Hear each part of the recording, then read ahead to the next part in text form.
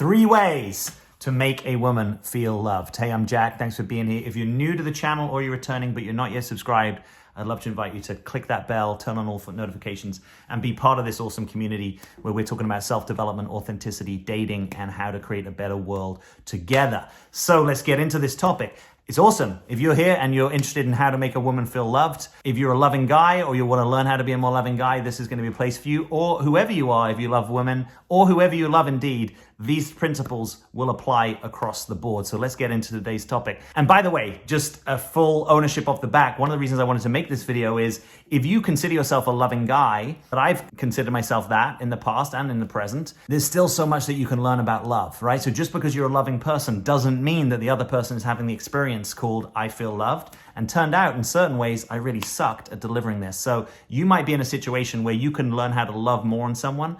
You need to get a little bit out of your own way and get a little bit more into their world. This video is going to help you. So the first thing that you can do to help a woman feel loved is to let her train you. Now, this is a little bit of controversial things because people say, gosh, I'm not going to let a woman train me, or I don't want a woman to treat me like a dog, or you as a woman listen to this and you're like, I don't want to train a guy. I just want him to know how to do the things.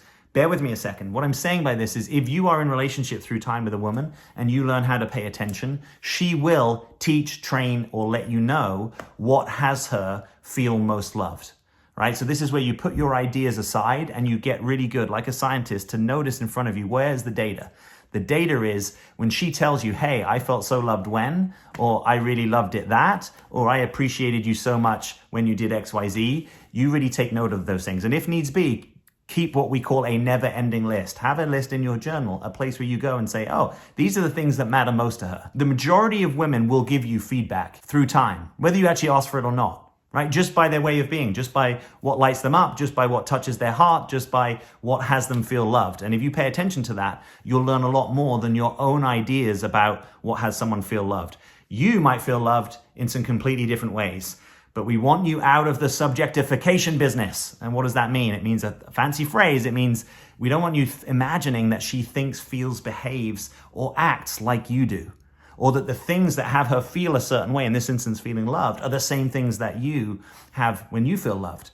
They could be the same. If they are, that's super convenient because that makes it easier for you. But the reality is you're dealing with another human being, and the chances are there are going to be many, if not lots of differences in the ways that you feel loved. So let her train you. Let her give you feedback. If she's not giving you feedback, ask her for feedback. Hey, and it doesn't even have to be personal to you. Tell me some times in your life where you felt most loved, right? And if she starts talking about surprise gifts, note to self, surprise gifts matter to her. If she starts talking about having her most important people tell her that they love her, note to self, telling her that you love her might be important. Do you catch the drift here? It's easier when you know what you're paying attention to and you know that this matters, right? The hardest thing is to get yourself out of the way. If you have a dominant way of loving on someone, right? Perhaps the way that you love on someone is that you give them your undivided attention, right? Or you take care of things so they don't even have to think of them, right? Or you always make sure that you spend holidays with their family, or fill in the blanks. You've got to make sure, are those the things that actually fill up her love tanks? Because if she's not giving you the feedback that they are, I would make zero assumption that they actually are, right? What we need is real deposits in the bank account rather than faux deposits in the bank account. So it's not the things that you think, it's the things that she's telling you that they matter. And this isn't about being a simp. This isn't about being a pushover. It doesn't mean that you have to do anything that you don't want to do. But normally in the list of things that have her feel loved, there will be some things that overlap with ways that you can either already learn to love or that you can be willing to learn to love and that will be meaningful to you.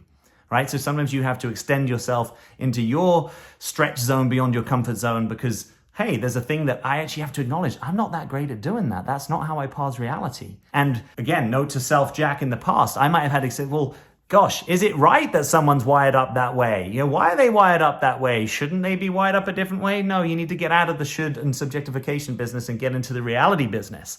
We love on reality, even when reality's hard. You don't really get to decide what has someone else feel loved. Right? That probably got set up way before you were in the picture.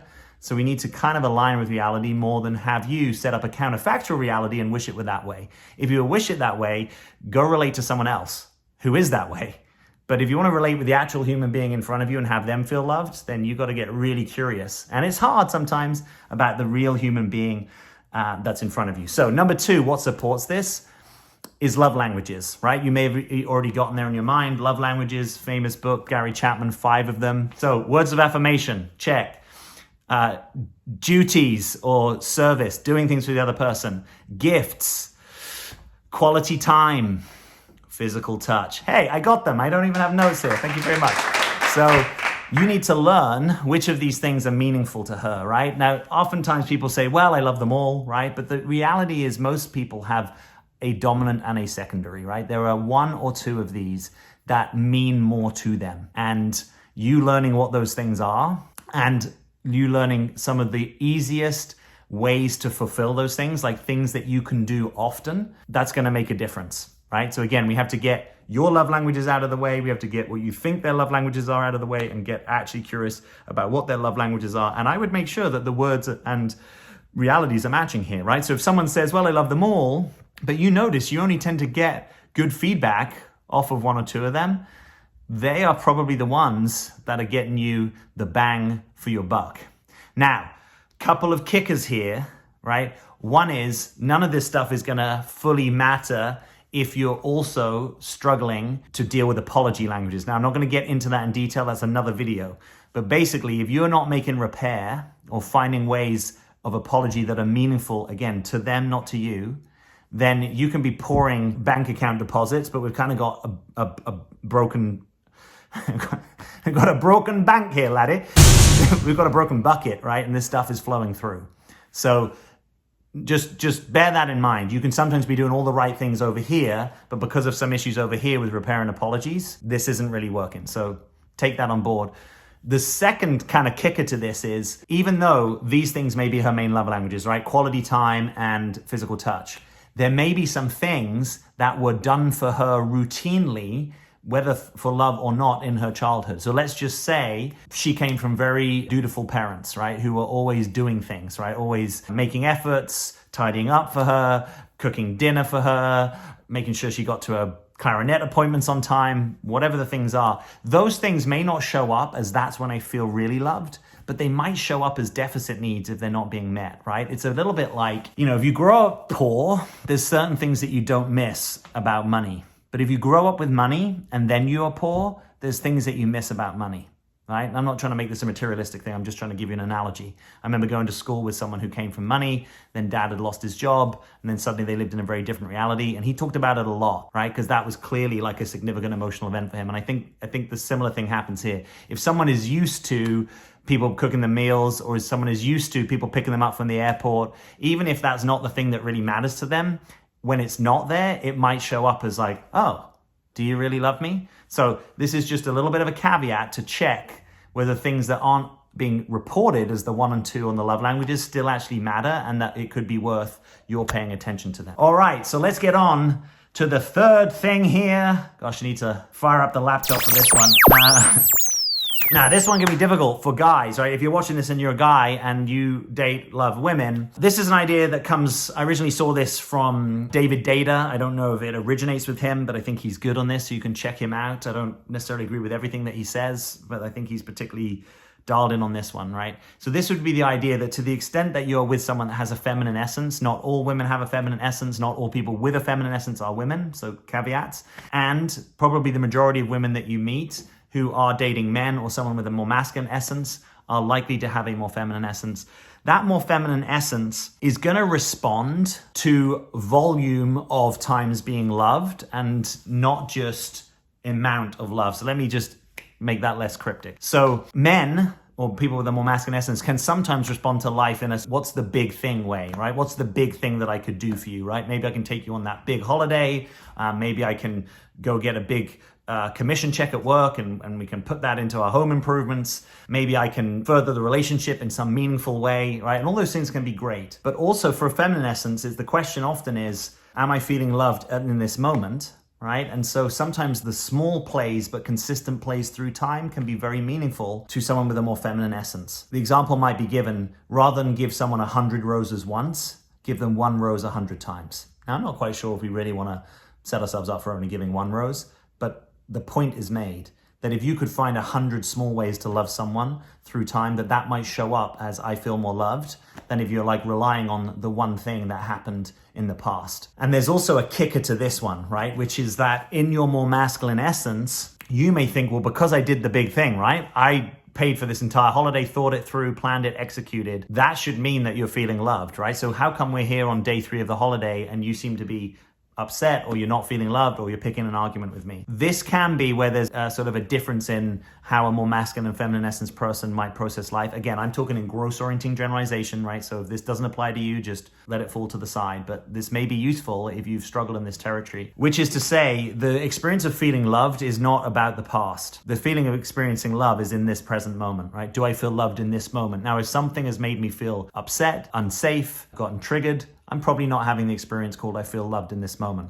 So even though it's true, yes, you did plan, execute, and pay for this entire holiday, in this moment, I'm feeling like I can't trust you because of something that you just said, right? Or something you haven't said, or something you said you were going to do, but then you haven't followed through on, right? So in this mini moment, what could have me feel loved might be what can make me feel safe, seen, attended to. Note to self, let the past be the past, right? It doesn't mean that she doesn't appreciate that you've gone to all this effort. I'm sure she does, right? And I'm sure any woman hearing that being like, damn, if a guy was going to plan, execute, and pay for an entire holiday, where do I sign? That might sound amazing. You might be thinking, gosh, I didn't even know those men still existed, and I can't even get a coffee date, right? So all that accepted. But even when you've gone to the big efforts, there's going to be stuff that comes up, right? There are ways that feminine essence women are sensitive that it might be for those of us that don't have a feminine essence, we may never fully grasp, right? A kind of sensitivity to the emotional temperature of the room, to little comments, to negative self-image, to ideas that have popped into her head, to ways that she might have a higher level of neuroticism than you, right? Not making that wrong, but again, gross orienting generalization. When you do a 5-factor personality theory, women tend to score higher on neuroticism than men, on the whole. Obviously exceptions. Obviously these are bell curve distributions, there's complexity, but on the whole. So you might not know what that's like. You might not know what it's like to want to have a great day, to be feeling loved, and then something come in and interrupt your attention, and you can't let it go until you've felt that you are safe and loved again, right? So I'm basically saying you're going to have to keep paying these experiences of feeling loved.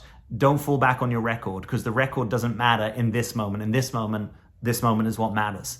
Now, when this moment's handled, some of the other things in the background, of course, they will matter again. But as guys, we sometimes have to get over this, because this one doesn't feel fair to a masculine essence guy. Like, oh my gosh, this is the experience of like, I did this, I showed up, I've worked really hard, I've planned the whole thing, and now you're kind of nitpicking me for I said I was going to take the luggage upstairs, and now I haven't done it yet, and this is a big problem. I don't think this is a big problem. Don't make it about arguing the presenting issue, right? Use it where you can as a sub-communication for, I'm not really feeling loved in this moment, and maybe there's something that would have me feel loved. And it could be as simple as saying, I love you. It could be holding someone's hand. It could be just taking a few moments out of your day to give some reassurance. These don't have to be huge gestures. This is what I'm saying, is sometimes it's those small things that to the 80-20 bigger picture masculine essence style of thinking in gross orienting generalization, that those things don't really register. Why would me taking 10 seconds to reassure you matter as much as the fact I've been crushing 80-hour weeks in order to plan and pay for this holiday? Well, in this moment, that's actually not how it's being processed, so that doesn't matter. What matters, if you're in the desire to have this person feel loved, is that you help them feel loved in this moment, right? And actually, it might be doing things that to you want to go in the gym and you want to bench press that big heavy bar. All the power to you. But right now, it's actually just that 5-pound curl that's being asked for. And to you, that might not even register. It might seem strange that would even be something that you would be worthy of paying attention to, right? But sometimes it is those small details that allow someone else to feel loved, attended to, and safe, and that will get you more of what you want, which is the other person getting to experience your love, and what a great thing. So please, if you're a woman that dates men and you're not sure if the guy's into you, click that first link beneath the video. Also, we will be making an announcement here shortly of a new and upcoming program. So if you're thinking that you might be interested, click that link as well, because it will put you on my mailing list. And leave me a comment. I read them all. I'll get back to you. And as always, I'm Jack. Thanks for being here.